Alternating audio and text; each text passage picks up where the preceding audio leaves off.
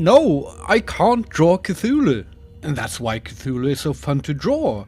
If you read Lovecraft's original story, The Call of Cthulhu, the thing that is known to us as Cthulhu isn't really described. There's a sculpture based on a dream, but Lovecraft uses more time describing what it doesn't look like. And the only first-person description of the creature is my favorite line in any Lovecraft story. A mountain walked or stumbled. And this is why I love drawing Cthulhu and always try to draw new versions, because this is a technique I learned from my father when I was about 4 years old. He said, "Son, just move the pencil." Actually, he didn't say that, but that's the principle. Just move the pencil around in random shapes. Try not to repeat the same patterns again and again, and see if you find something.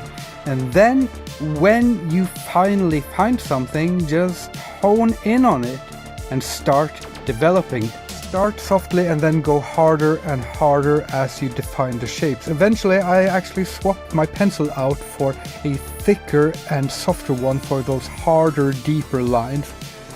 And then it's all about adding to it with the pencil, taking away with a needed eraser, and softening with a paper tissue, and doing it again and again until you refine the look. Just remember to keep the wild lines in there because you want it rough. It's not free art if you charge money for it. Yeah, it might seem kind of weird at first, but when I'm talking about free art, I'm not talking about that kind of free. I'm talking about freedom. As an artist, I need to make a living off my art, and that means trying to sell what I do, originals, prints, whatever. But I don't think I have any business controlling what you do with my art. That's why I release my art under a Creative Commons attribution license, so you can legally download it and use it as long as you credit me. Print it, modify it, tattoo it, and even sell it. Please do sell it. Find a way to make it profitable for you. It's hard work, but you can do it. I do this because art, at the end of the day, is communication. In a magical way, art is speech. But it's also speech in the practical, legal way. And speech dies if it's not free. That's why I say make free art or die, and you can support that idea by wearing such a shirt, whether you buy it from me or make it yourself.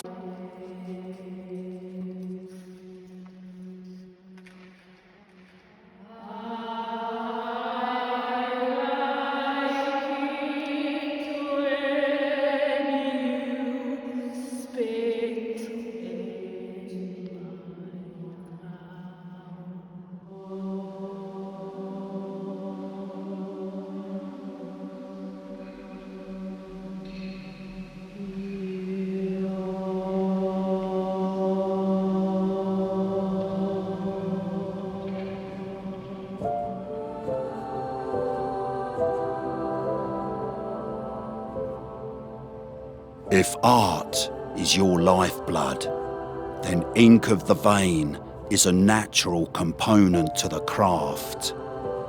If art is your lifeblood, then performance is organic to expression. If art is your lifeblood, then each frame displaying an image is intrinsic to the whole, the tale being told, the perspective skewed, viewed. Galleries exposing the dark side of an artistic mind are elemental to the experience. If, like Kim Holm, art is your lifeblood, then inevitably you will bleed for art.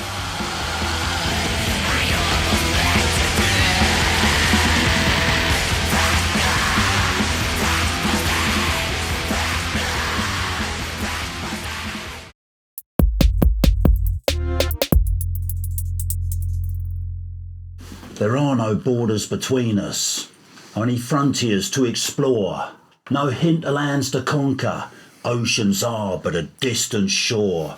Outstriders leap from frame, gutting pain from every loss, no trenches dug divide us, only thresholds yet to cross.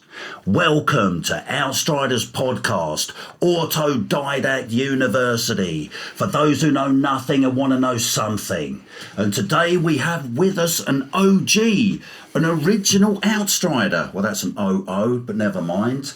Mr. Kim Holm. Welcome, sir. Thank you, Simon. Thank you, Simon. I just have to ask, after this wonderful introduction, when you guys know how hard it is to get Simon to start anything, how do you feel when he always does the poem as well?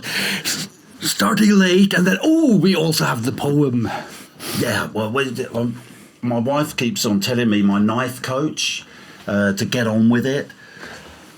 But I'm surprised. We managed. We built everything around Simon. So you build it around the ADHD. Absolutely, it's a recipe for disaster. But that is actually smart to surround yourself with people who are enablers, incompetent in other ways than yourself. Absolutely, yeah. Well, as a recipe for disaster, most accidents do happen in the kitchen. Yeah. And we are very flexible in our region. We're coming from Slovakia, so we need to be aware of all the dangers. We're the smallest one, and the saying, big fucks the small. So they're surrounded by ADHD countries. They've been trying to invade them for thousands of years. And you're working on Slovakian time here, so... Yeah, absolutely. And so we put Simon into our framework. So and we are pretty aggressive with him. So and he reacts very well to this behavior. Yeah, that's good. His environment. It's good to hear that he's well taken care of. Yeah, I respond well to aggression normally, as you know, Kim. Yes. So just to introduce you to all the world outside there in Sheepleland. You're an artist, you're a performer, you're a marketeer, I must say. Very impressed by you got these boots were made for stalking. Yeah. Got your artwork written all over you. Yeah, I do. Yeah. And yesterday you were at some crazy concert. I was. With shout out to which club, Satan? Yeah. It's that club, Satan. That club, Satan, exactly. Yeah, I thought they were a cover band, but they're apparently a coven band. It's something totally different. Yes. I know something about it. You do? About the coven, right? The covens, yeah. Have you seen the Underworld, the series of movies? Yeah. I like the Underworld movies. Yeah, they're fantastic. And the Corvinus family. Yeah. It's from his Hungary / Slovakia. Yeah. Because the Corvinus, the Matyáš Korvin, he was... his real name is John Hunyadi, in Slovakian Jan Hunyadi. Yeah. And then when he became king of Hungary, of the empire, then he changed it to Corvinus, which is raven in Latin. Crow. Yes. No, raven. Something, some bird, is that a pigeon, crow or a raven? Probably a pigeon. Yeah, or else it's a budgie, because we're still on a budget. Oh, it's a 12-ton budgie. Absolutely, yep. It's more like the emu has landed. So how was the concert? It was magnificent. I am genuinely a fan of Witch Club Satan. I think they're basically the best thing that's happened to Norwegian black metal in a long time. And I've never seen them live, and I haven't seen them live yet because I was a special guest. That's right. So you've been part of the act. I was part of the act. I did sort of a opening monologue performance for them where I did a little bit of self-castration on stage. And then the witches came on and sacrificed me, and I crept over to a corner where I could paint while they played their wonderful music, and it's amazing to see a band it's a very new band. They haven't been playing instruments for They started a few months before they had their very first concert, and just to see how they're growing into a force of nature. It's really impressive, and whenever I actually get to see a concert with them, they'll be even better. So that'll be exciting. When you're one of the audience, there's nothing like a bit of thorough emasculation to get the endorphins flowing for a bit of creativity. I joined you. I sort of semi-participated in the release thing, and there you were sort of came in as a CastrARTy as well. And you actually, there was a very transcending experience there with a transfusion. And so you painted in your own blood, but not just in your own blood, was it, mate? No, this was last year. They had invited me to do a blood ritual with them. That was our first time meeting and our first time interacting. On their number one donor. And the idea was that a nurse would draw blood from the little group of audience who sat on the listening session. So they all sat with headphones on in this fantastic mausoleum. And I was the entertainment of the night. And I thought, Witch Club Satan is a radically feminist black metal project, and I thought it would be sort of unfitting for me in my apparent manliness to strut around there. So I learned the art of tucking and taping, and was a honorary witch for the night. And painted. It did look quite realistic, that crevasse. Yes, you were staring at my crevasse. It was difficult to look away. And that's of course the second time I've drawn with Simon's blood. Oh, that's right, isn't it? Yeah, you did Bastard. I drew a Bastard Sons of Buddha concert, and you had promised your better half to not smash a beer glass on your head. I promised that every time. And you did, and the blood went flying, including on my paper as I was drawing, so then you have to work with what you got. It's several meters away. He was running out of red. But I was first in the queue to give blood after you'd given blood and the girls had given blood, and you started painting that. Then the nurse comes over to me first, and so I'd like to think that on that famous piece of art that you did, it's the little scabby, crusty bit down in the corner there. That's my that's my anemic blood there. Yeah, that looks like scabby bit. Yeah. That's so what type of artist you are. Well, kind of a blood artist. Well, Kim, you're an inker, a thinker, and a moderate drinker, aren't you, mate? So you normally work in inks and not in blood every time. No, there are a few artists who work in blood every time, and that, to be quite honest, that seems tiring, and it also seems like when you take something that is actually a very weird and transcendental and potentially magical thing, and you start doing it again and again, then at some point it has to become mundane. And I'm not saying their art is mundane, but their experience of drawing with their own blood, I think, becomes mundane after a while.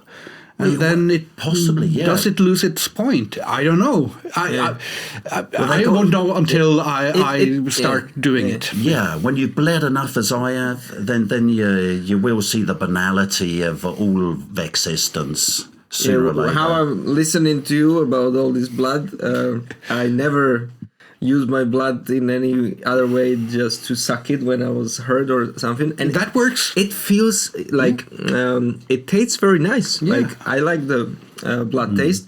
Anyways. Auto-cannibalism is one of the best cannibalisms. And both me and Kim are radical feminists, so we got nothing against menstruation, period. And this is how, like, when I think about the blood, it feels, in the Bible, it says the soul unclean is in the blood. Yeah. And if you meditate on it, like about blood, like it is the source of life. We all know it. That's why we give it to the hospitals and so on. Yeah. So many people survive just because people are giving blood, and so transferred to art, you are giving part of yourself, part of your soul. Yeah. Well, in a way. Yeah. Are you with me? Yeah. I bled absolutely. from my arsehole, but I don't know if it's the same. But so there's part of your soul in the drawing. Yeah. Have you ever? Yeah, but the thing is, I mean, in a positive way. I'm not. I'm just elevating it. Yeah, okay? I'm not. We're not criticizing. I'm not criticizing it. Okay. We're not Jehovah's Witnesses. Exactly. Just to make it clear. We don't believe that people who take pictures of us, it captures part of our soul either. Yeah, absolutely. But it was a soulful experience. Yeah, though, it really was. But I do want to sort of clarify. Because now it seems like all I do is go around and draw in blood and do extreme things, and I think that the what people might not get about a thing like drawing in blood or drawing under extreme circumstances or creating art, there is that for it to work, you can't do the extreme thing for the extreme for the result of it. You have to do it for the experience of it. And now I don't like to discuss the details of what happened in an experience that I found frankly magical, but one of the things that made the initial blood ritual with the Witch Club Satan, where I painted with Simon's blood and my blood, one of the things that made it work so well for me personally was that the nurse drew a little bit too much blood from me because there had to be some blood to start, and then you get woozy. Yeah. And you get woozy and you have to perform. Yeah. And this initiates an alternate state of consciousness. And I got woozy and had to wait for the people to enter the room, and I didn't know when they were going to come, so I just sat perfectly still and fixed my view on the light in the sky or in the roof of the mausoleum. Yeah, and it's all painted over, so it's incredible. The people came in like 10-15 minutes late because of so they had missed their bus or something like that. Yeah. So I, without knowing when they just listening for this for the sound of people, and there was this choir around just singing this one note again and again, and staring up at the sun in the darkest night. And just the vision starting to blur and feeling the hallucinations from drawing a little bit too much blood.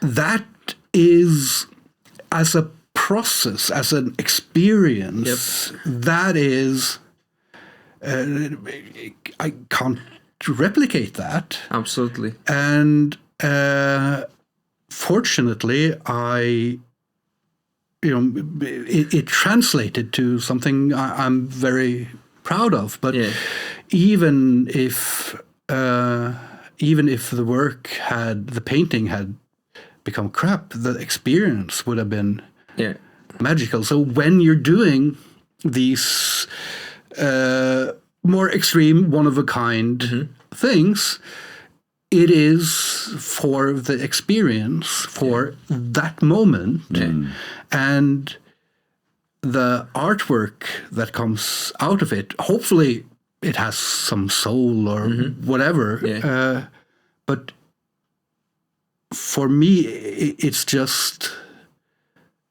a reminder of the experience. Absolutely. And that's It was kind of like a 3-in-1 portrait thing, because you were doing a portrait of them while they were in their coffins.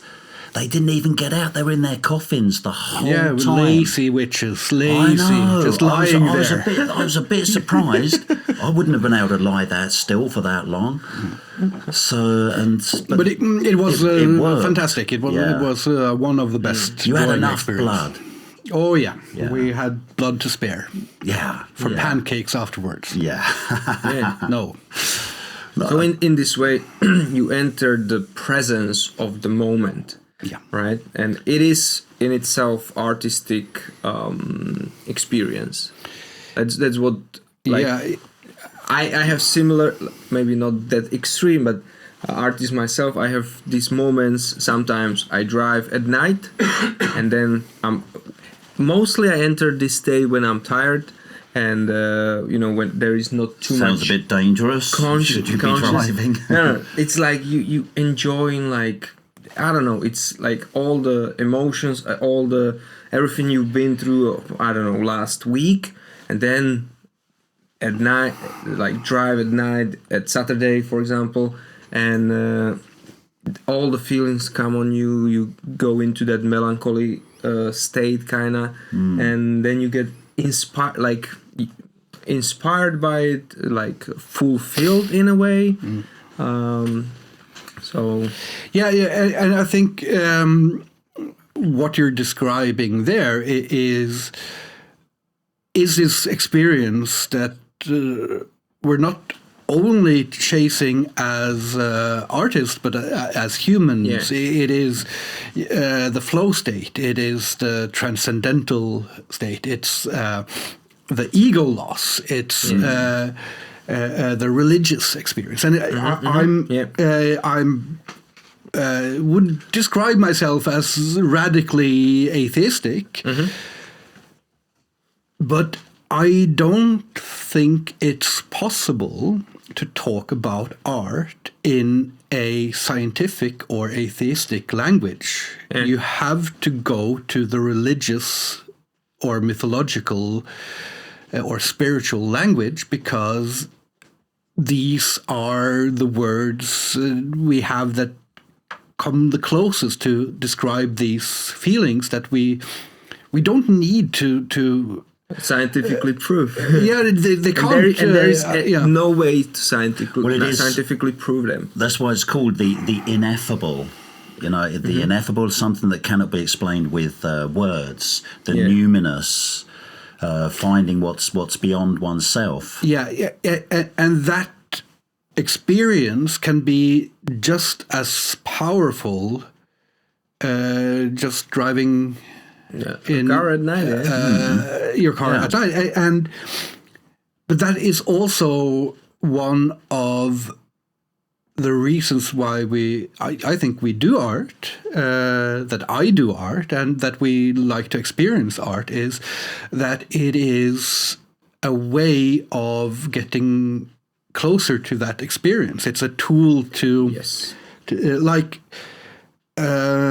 right before the Witch Club Satan show last night, my wife dropped me off, and the last song on the radio as she dropped me off was Hotel California. I'm not a big Eagles fan.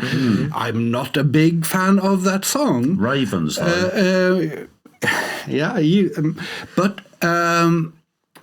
for that song stuck in my head, and going home from the show, I put that one track on repeat, and I've been listening. I probably listened to it 30 times since last night. Well, and it's a magnificent song. Obsessive. And there is this kind of weird stigma listening to one song 30 times, but it takes 30 times at least to get to know a song, and I feel I know a little bit more about it now, and it gives a context to my whole trip to Oslo until I get some other stupid song on my head, and then that will give the context. So you could say you're preparing yourself for staying at my place then? Yeah, staying at Hotel California. You'll never leave. Well, I'm sure we can sort that out, mate. If you're here still in a week, I'll show you the door. You can check out, but you can never leave. Exactly. Yeah. But but other things you've been involved with through your art is you've been doing, a bunch of portraits of action. Portraits of metal bands, especially at festivals, live concerts, and that sort of, has that got you in to a whole bunch of arenas, and because you've been doing some album covers as well. Yeah. So the whole metal thing, that sort of seems to have taken off, and now you're actually participating in metal concerts.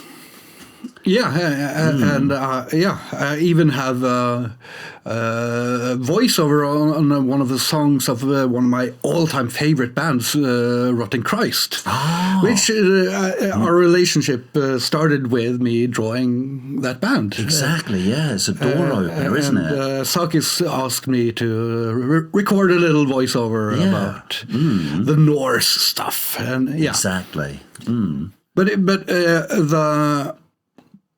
I've been doing this live concert drawing quite a while. For, it's the 15th year now. Blimey, yeah. And it's not, it won't get you rich drawing bands that don't earn money themselves. We only pay in blood. But it is more and more... I've come to realize that this is this tool for, again, getting into these flow states where when I started drawing concerts, if I got really into the drawing, I would start headbanging. And now I will start headbanging in order to get really into the drawing. So I've created this ritual around it, and it's and that's just to prove myself wrong. I said that artists who draw with their own blood every day, it must become mundane, anemic, definitely. But drawing concerts has never become mundane because it's always equally impossibly challenging. It's always it strikes me every time that this isn't something you should do. This is really stupid. but it works. I haven't seen anyone do it in the same way as you have. So you've hit a niche. In a way, and it's almost like if I'm at some of these metal places and I don't see you, the headbanging artist over in the corner there, or in front of the stage, or wherever, some dangerous place on the edge of the stage as well. So then I'll be disappointed, I think. But you also done a few covers, like the original Outstrider cover for the Abbath album, with Abbath's face in a twisted, tormented landscape and that. So that was so you had to be on here sooner or later on the Outstriders podcast. Since I was on the Outsider, my art was on the Outstriders album. That was also a fantastic.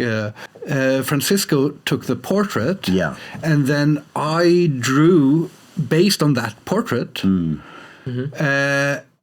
And then he took a like an old school double exposure photo of that again. So on the same roll of film, he took a photo of my art, so it double exposed on to his photo, which also would mean that if I had messed up my part, it would ruin everything.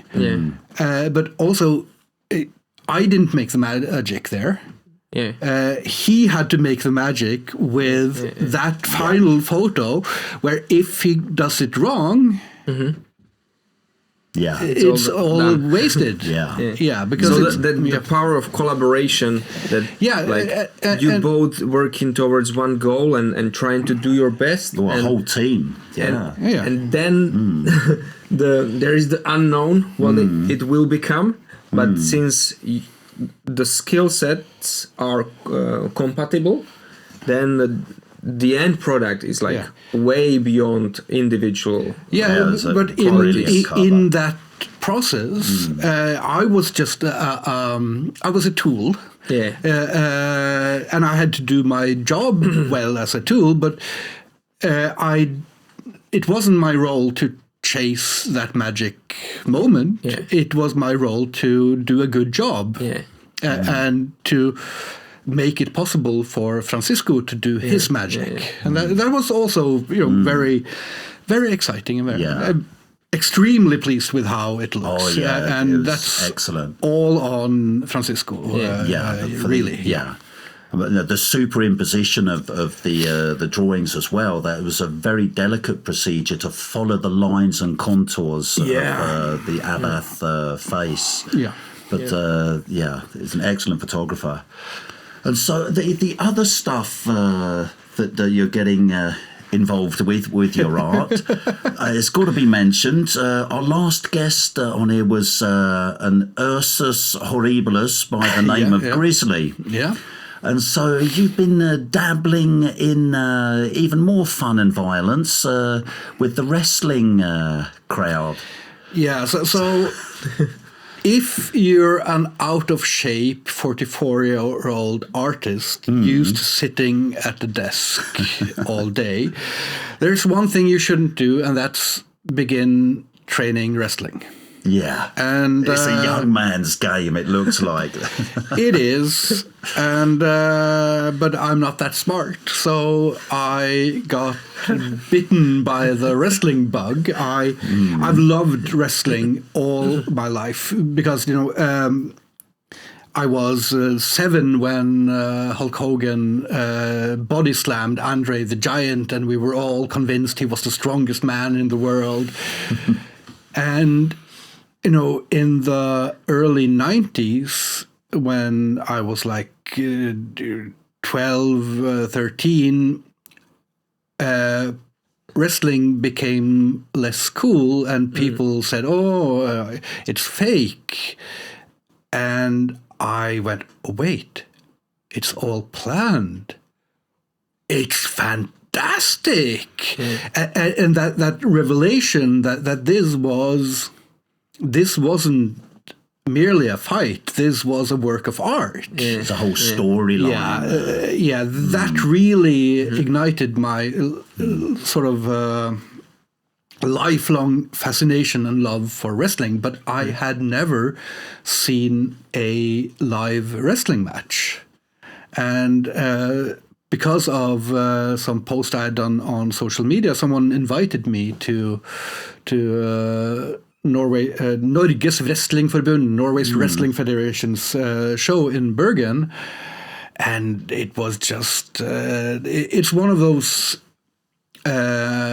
instances where my expectations as a lifelong fan is really high, and they just exceeded it, because there's something you're missing on TV, but you get it when you actually feel the room shake as they slam each other into that mat, which isn't a soft thing. It's not a cushion. It is And there is a physicality attached there to it. is an amazing physicality to it, and it's all to sell a story, to sell an experience. Absolutely. And you know, I may go and headbang while drawing, but they jump out of a ring and hit the concrete floor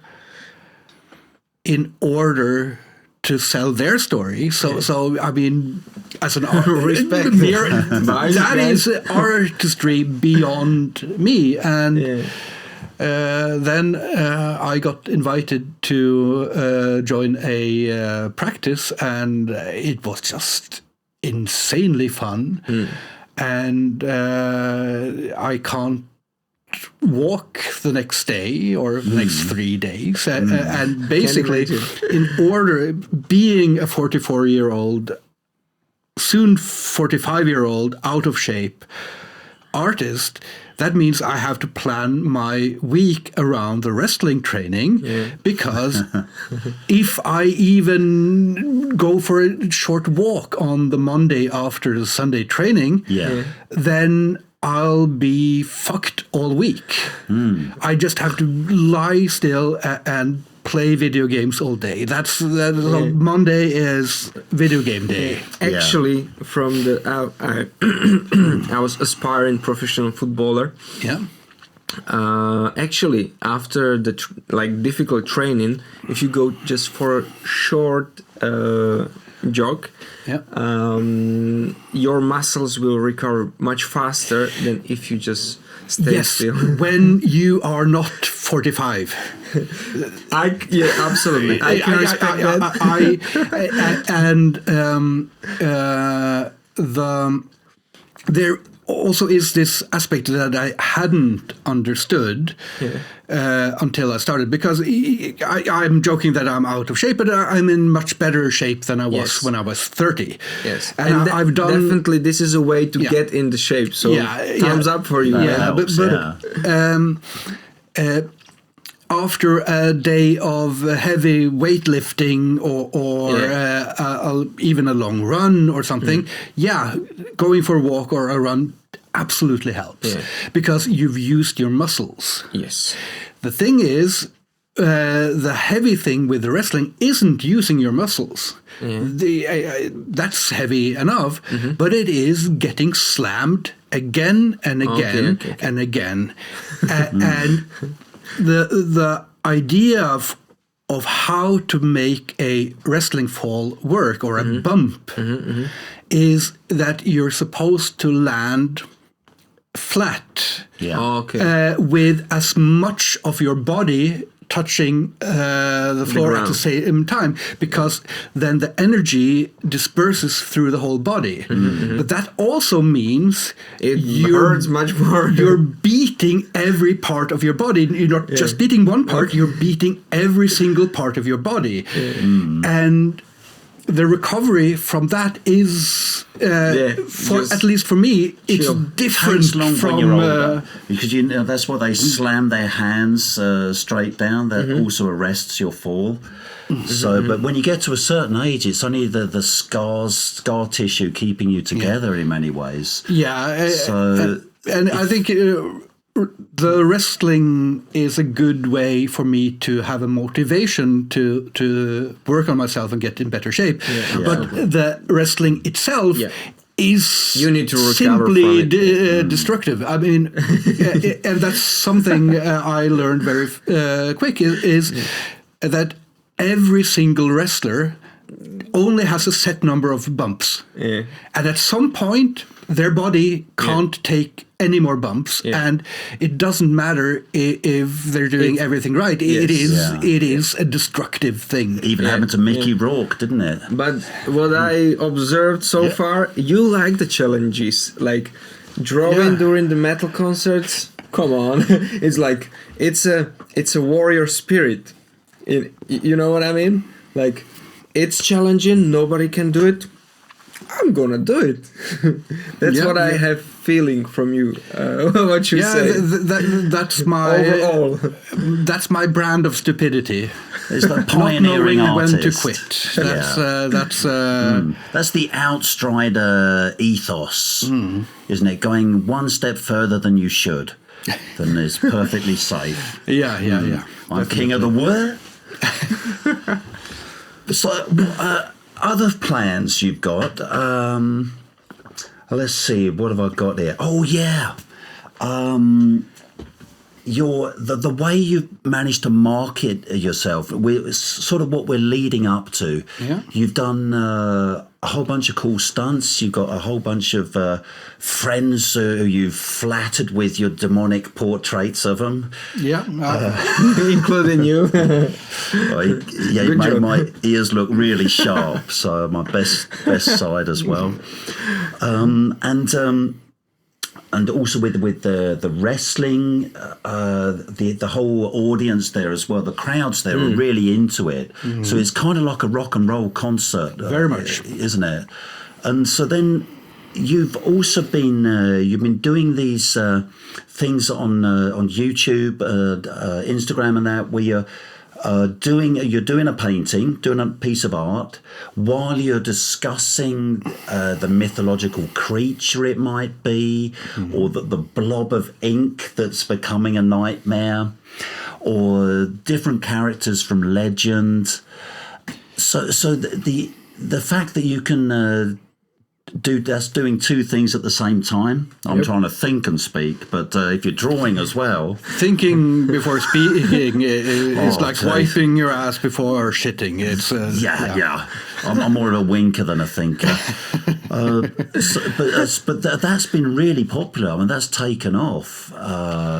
Because how many drawings do you do a week? You must have done hundreds, thousands by now. I started doing this thing I called a daily ink monster. Yeah, I remember those. Time in maybe 2018, when the pandemic started, 2019, right? Yeah, it was around that time. And then I started, and nobody noticed because I set up a new Instagram account that's called Daily Ink Monsters, and it has 180 followers or something like that. Right. And then someone tipped me off about this thing called TikTok, and that might be a place to do some art. And I put out my first TikTok video the very week that the pandemic closed Norway. When the Renaissance was set to begin. A few days before the country got shut down, and that was timing, because people needed something to do, and that was scrolling on TikTok for a bunch of people, and also TikTok needed to grow their platform by making it easier to go viral there, and getting the creators addicted to their app. And then they needed to find out how to make money later, and then they started their enshittification process, as it's called. Really? Enshittification? Yeah, has it got haven't you heard? Browner? No, what TikTok? Everything. Obviously, my everything timing isn't online. as good. This is a term that comes from the writer Cory Doctorow, and it's a description of the process of very many different social media and internet companies, where they start by just funneling a lot of funding into creating something that is really good for their users. So for instance, with TikTok, it was the best algorithm to get people to watch the things they wanted, and the best algorithm to, if you were doing something special, to get out to people. With Amazon, it was getting a much broader variety of books, cheaper than anywhere else. And you know, first they try to get the user base, and then they want to get the production side, like getting the all the volume. Yeah, getting all the book dealers to Amazon, or getting all the creators to TikTok. Yeah, and all during this process, these companies have just thrown money down a hole. No money is returning. And then they start figuring out, how are we going to make money on this? And that is by gradually making the experience shittier for the audience, shittier for the producers, and shittier for everyone involved except them. But at that point, they're so big that you can't go anywhere else. And this is the model that TikTok has used, that Amazon has used, that Instagram and Facebook and YouTube. They're all playing the enshittification game.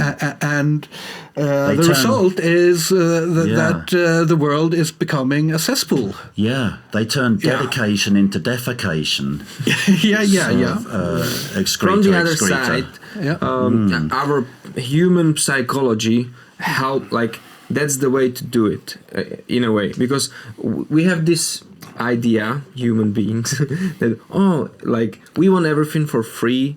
We want everything to be kind of easy, like most people, and so they use basically reverse psychology on us, like, oh, this is free, and that's the whole process. What you described, it's all true, but also it is a reflection of human beings. How cheap we are. It is a reflection of a system that works on human beings. That preys on certain aspects of human beings. And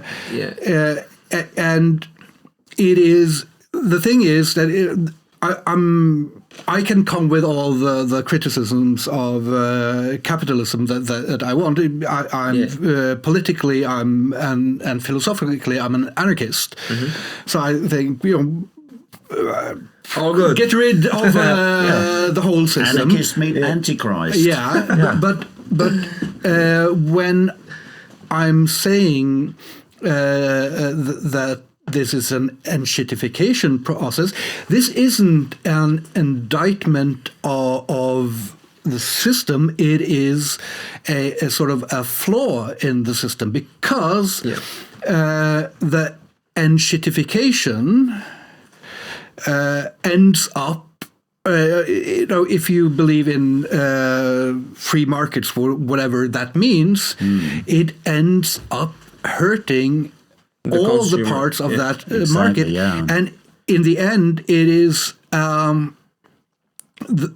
even the monopolies become so incredibly bad at giving anything that anyone wants, that the enshittification will eventually be their doom as well. It's a flaw. I absolutely agree with you, with all you said. That, just to make it clear, I just wanted to point out the other side of it. Like, there is a balance, and also that's why we have it's called a business life cycle, and businesses are like, they have their phases like a human being. Like, they're born, and then they meet their end, and when they meet at, and it's similar with the empires.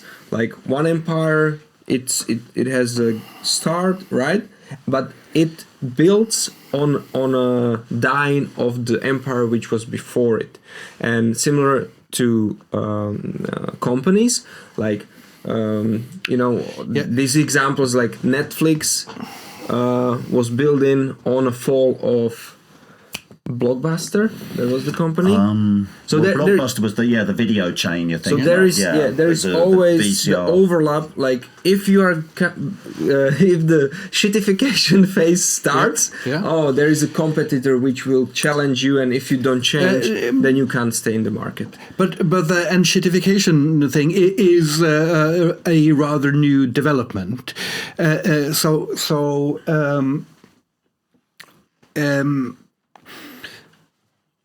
Old school capitalism would they would not provide a free product. They would often try to either make a product better or make it in some third world country or make it under cheaper, child labor, or make it cheaper and better. Those were sort of the strategies. Yeah. And then when the product started to go down in quality, if that was their the way they were making their name, their brand, then that would start to be a real problem for them. But the enshittification process is a new development because it's not done by producers anymore. Amazon isn't producing anything. Absolutely. TikTok isn't producing anything. They are middlemen. Yeah. These are sort of pyramid schemes that are trapping both producers, giving producers, in some sense, incentives to make crappier products. And then trapping the audience.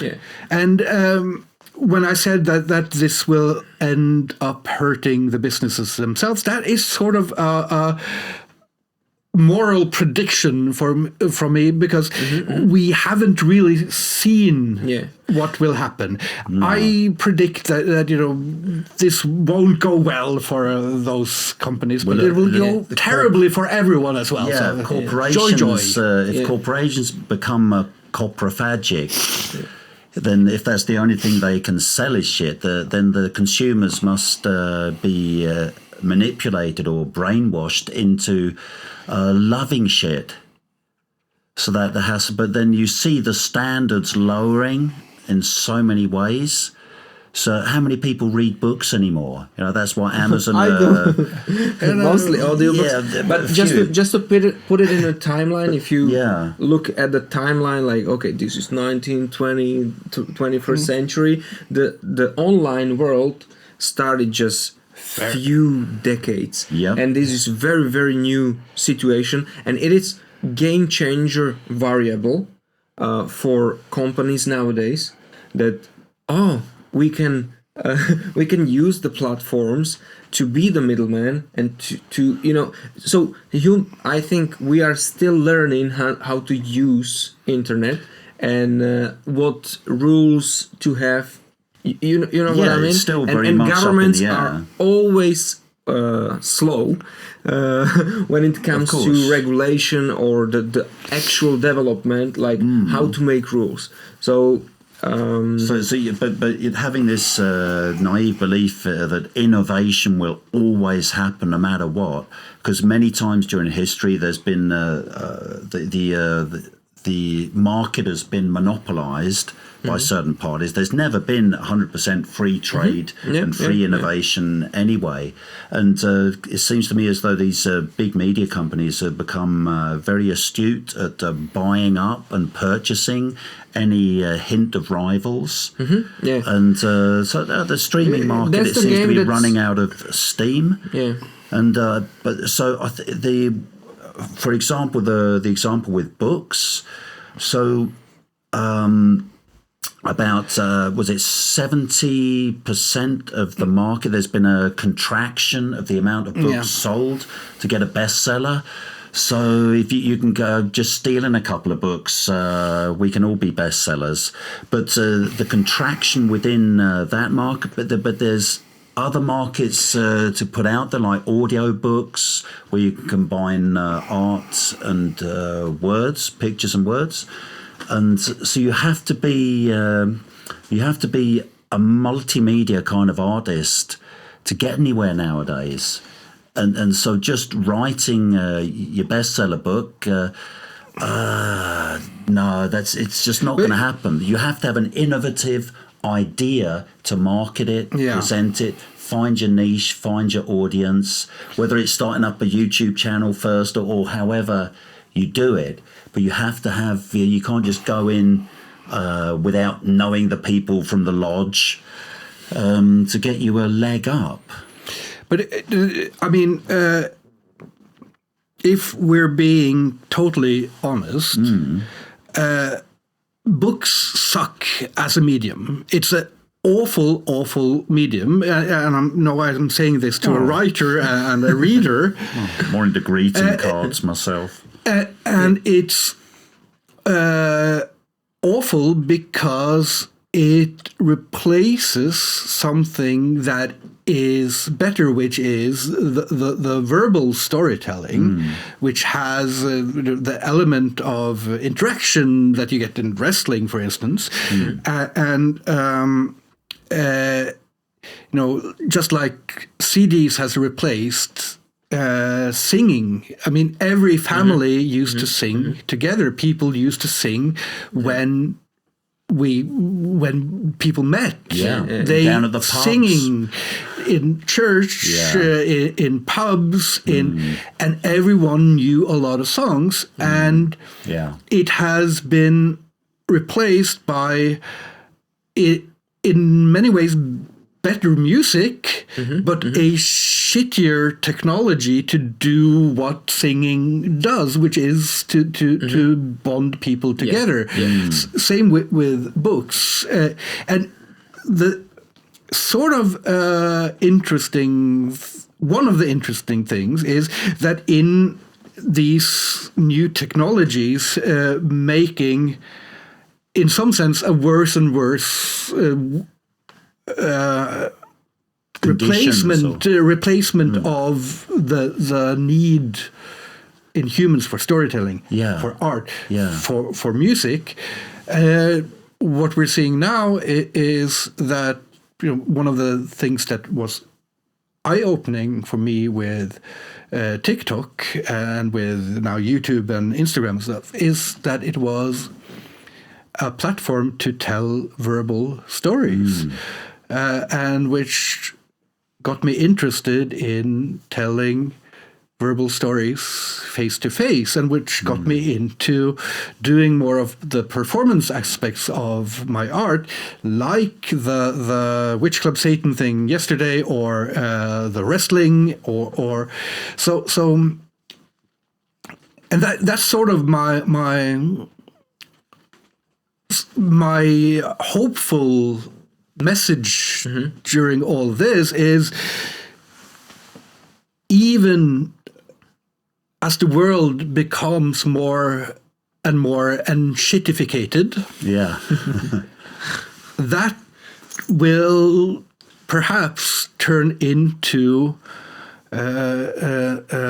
gödsel, fertilizer to enable the human urges and needs to grow, and the shit seed will grow into a shit tree. From the ocean of shit, a tree of humanity might grow, and that's my hope. Ocean. And. Yes, that's a beautiful image and a beautiful thought, Kim. It really is. Let's picture it now. I've been watching some of your videos on your YouTube, and you've been saying and you're saying it I guess every time, all your art is for free. And you are creating this, you are planting these seeds, for people to get inspired and to do actually art themselves.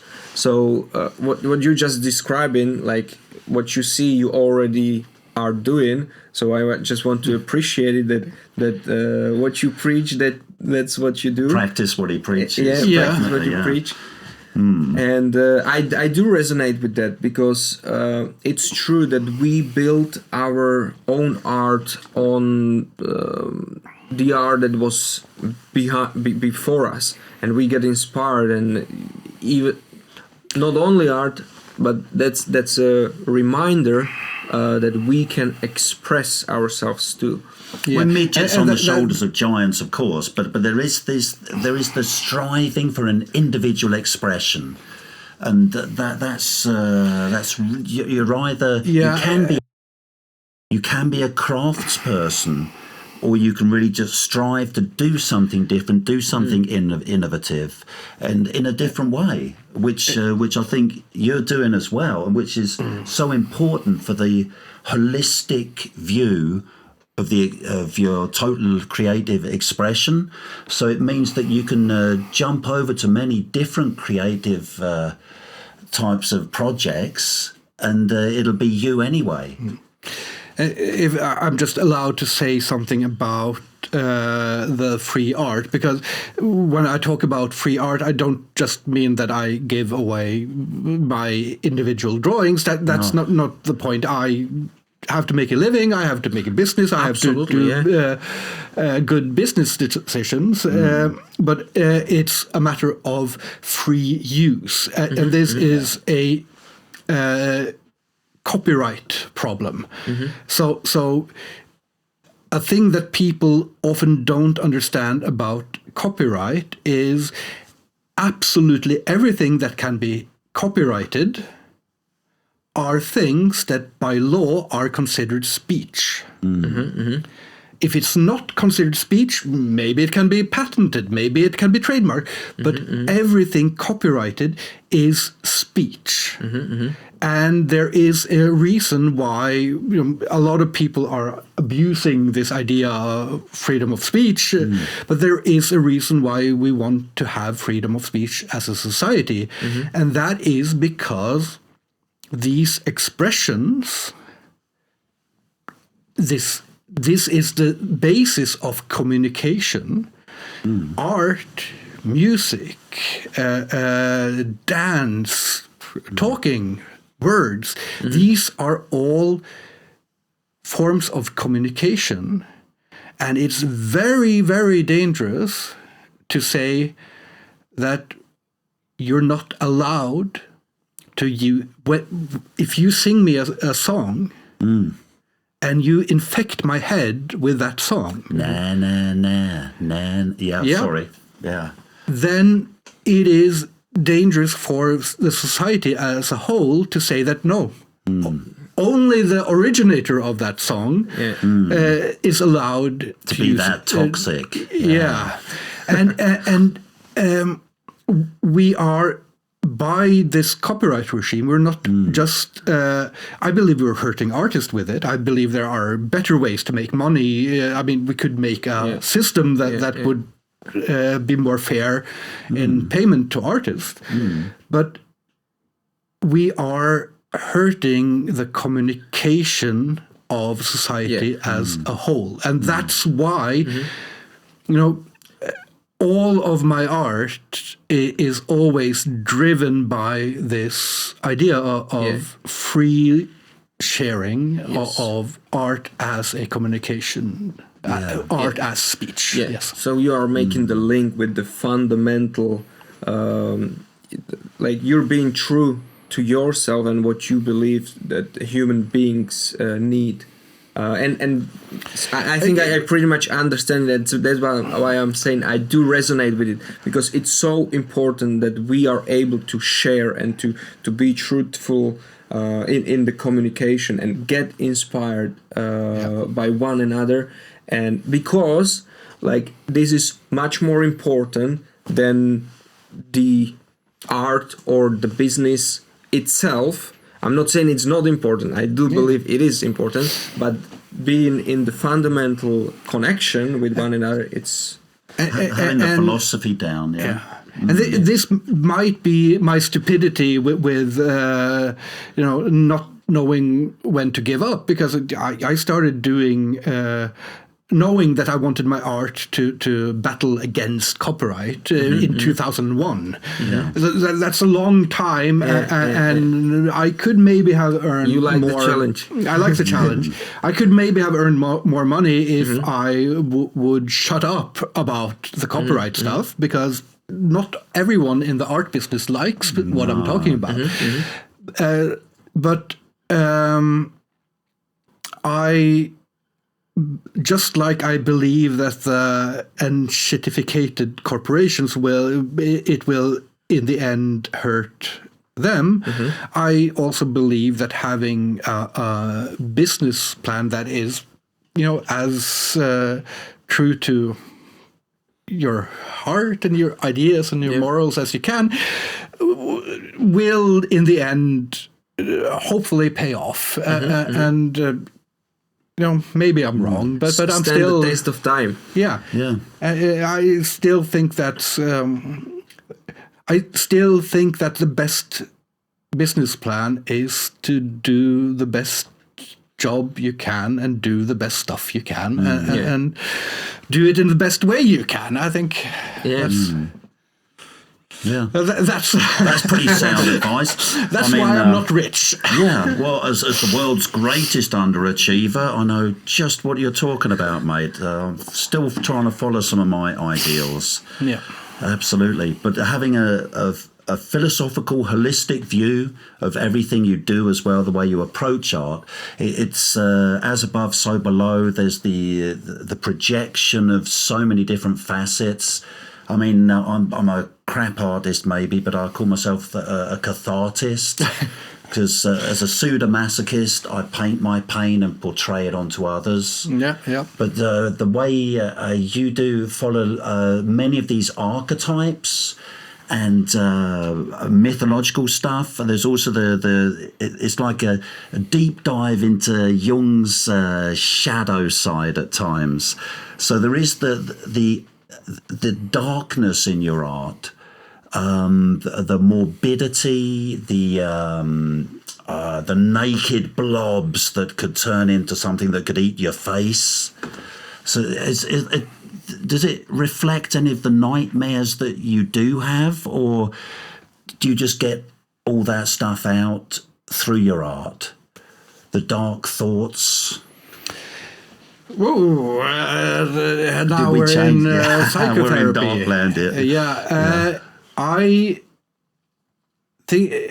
think that of course, I do get stuff out through my art, and specifically with nightmares. I haven't been plagued with a lot of nightmares since I was a kid, but you have it once in a while. But one of the most effective ways of facing nightmare is to start drawing it, because then you start getting to know it, and people have asked me if I have ever drawn anything that has scared me or something, because I like drawing scary stuff. And the answer is no, because I get to know it. Yeah, it's one of your demons. Through drawing it, I get to know it and befriend it, and in the end, as an artist, I'm always drawing myself. I mean, there might be aspects of myself that scare me, but when I put them in art, I just need to recognize something. Whether it is a silly ink blot that's just funny and silly and stupid, like I am, reach out and grab you, or if it is something much more heartfelt and dark and visceral, in the Jungian shadow side. My own compass for whether it works or not is, in a sense, whether I recognize myself in it, whether I relate to it. If I relate to it, then it's because I see something of myself in it. But it doesn't seem as though you utilize an obvious. You're not self-projecting, certainly not in an obvious way, because there's loads of twisted shit you've done that's so different as well. I meant that as a compliment, wasn't it? Didn't it sound like a compliment? I meant it as a compliment. And it's eclectic. Yeah. And so, it's is it more of a subconscious or an unconscious projection of things that you recognize afterwards? Because it's not, it doesn't seem to be a thought that you have premeditated. It just happens by itself when you're in the zone. That depends on the project. Yeah. I mean, for me, the art starts with just the enjoyment of having an art tool in my hand and liking the fact that if I put it on a paper, then it makes a mark. That is fascinating to me. And then you find different ways of making it useful, because this is also about the art as a communication, because even if I don't have an audience, even if I'm making art only for myself, it is communication. It is communicating from my past self to my future self in ways that I don't quite understand. And it doesn't matter if it is a silly little doodle that I use 2 minutes on, or if it's a very involved, thematically deep thing that I've labored over for months and months. It's still just communicating something from past self to future self, and I don't know how future self will take it. I have no control. That's a problem for future Homer. I call him future. I've got my inner Smeagol, as you know. And this is similar that we've been talking with Nikolai Klepp about the horror and the human condition. So you are basically using the communication tool, which is the visual art, and through that expression, through the picture, you are communicating, and scaring is caring. Scaring is caring. Yeah. And so, Kim, anything else on the horizon you got coming up? Oh, there's always things on the horizon. Right now, I'm doing a bit of industrial espionage, since I'm planning on doing my own podcast video show.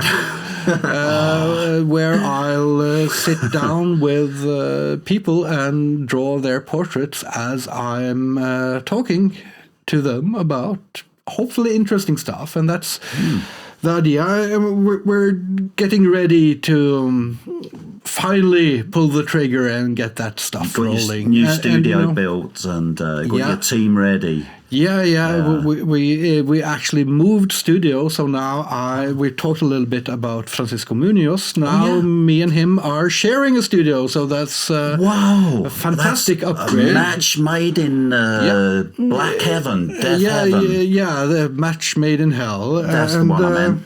So that is very exciting, and also we're. I've talked a lot about the more philosophical aspects of the art, and I've badmouthed Bizniz as much as I can, but business-wise, we're also trying to make this stupid idea of free art make sense, and we've done things like these fantastic shoes. I'll for the camera, this is very elegant. The one is yours. Yes. So we got a whole line of shoes with my art on it, and those have been really well received. People are liking the shoes, and I'm very relieved that they're quality. Hopefully there'll be quality in a year as well. You don't know. You don't know when we do something new like that. So fingers crossed. And we'll put a link to your merch. denungeherholm.com, and search for Den Unge Herholm all over the internet. We're in a very exciting phase now of trying to hone in on stuff that works and to see what new possibilities that opens up in terms of, for me, the exciting thing is in terms of storytelling, in terms of getting to open my mouth and have sounds come out and people appreciating it. I know, it's madness, isn't it? It's insanity. It sounds like absolute insanity. So that's and a last and just a last plug that I have to do is this will be in fall in Bergen, but last time I was there was a wrestling show in Bergen. I had my debut as a manager. And that didn't go well. I ended up taking a beating and being beaten bloody with a trash can and saved by the tag team called Hovedstaden, which is Bergen's best tag team, Norway's best tag team. Oh, right. And we... on the spot there, since the bad people from Oslo attacked me with weapons. You'll be protected here, mate. Yeah, we'll they march you attacked out. me with weapons. Yeah, so I challenged the whole audience in Bergen to bring your own weapons match. So sometime this fall there will be a match where you can bring weapons and leave them at the door, living the dream. The wrestler will see which weapons which they like your medieval can be used, mace. and bring my nunchucks. that's going to be. But I don't know how smart that was, but no. This is all comedy. I got beaten up once at Fana Fight Night. Yeah. And then you got twice, a taste for it. Now at Vintervoll. Yeah. It's impossible that I'll get beaten up 3 times. That makes no sense. Lightning never strikes that many once. times. Yeah. You need your Eastern European bodyguard. Yes. Or a decent weapon. Yeah. Or a groin guard. Sort of, yeah. Don't bring guns or knives or illegal stuff. Bring microwaves and stale loaf. Ooh, that's good. In the right hands, a little piece of paper can kill someone. Oh, yeah. Yeah. Okay, Kim. Well, we're looking forward to that arsenal of atrocities and keep it in Bergen. And I guess that's your future plans. Some of them. An inkling. An inkling, yeah. My last pun. Managed to put it in there. Uncube. Inkster. This was fun. Yeah. Another pun. You lied. What? You said Inkster after... Yeah, well, yeah, I did, didn't I? Yeah. There's never a last pun with you, Simon. Yes, the shit's flowing out of every orifice. Yeah, it's the enshittification of puns. It is. It's the orifice of light entertainment and enlightenment. Something like that. It's as difficult to get you to end the podcast as it is to get you to start one. So I think I'll just say thank you for having me on. This was very fun. Yeah. Thank you. Peace out. Peace out. Piss out, mate. Yeah. Oh, excellent, Kim. Okay, right. Next thing on your agenda, you need a personal assistant.